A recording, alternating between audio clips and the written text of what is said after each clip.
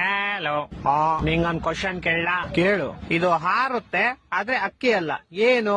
ಹಾರುತ್ತೆ ಅಕ್ಕಿ ಅಲ್ಲ, ಕೋಳಿ ಅಲ್ಲ, ಬಾತ್ಕೋಳಿ. ಲೋ, ಬಾತ್ಕೋಳಿ ಎಲ್ಲೋ ಹಾರುತ್ತೆ, ನಮ್ಮನೆ ಹತ್ರ ಹಾರುತ್ತಪ್ಪ. ಸರಿ, ಇನ್ನೊಂದ್ ಕ್ವಶನ್.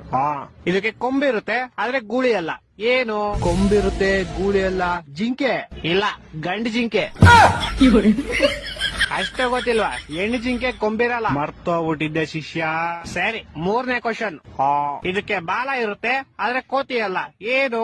ಬಾಲ ಇರುತ್ತೆ ಕೋತಿ ಅಲ್ಲ, ಬೆಕ್ಕು ಅಲ್ಲ, ನಾಯಿ. ಓಡ, ಹಂಗೋದ್ರೆ ಬಾಲ ಎಲ್ಲ ಪ್ರಾಣಿಗೂ ಇರುತ್ತೆ, ಆದ್ರೆ ನನ್ ಕ್ವಶನ್ಗೆ ಆನ್ಸರ್ ಇದ್ದಿದ್ ನಾಯಿ.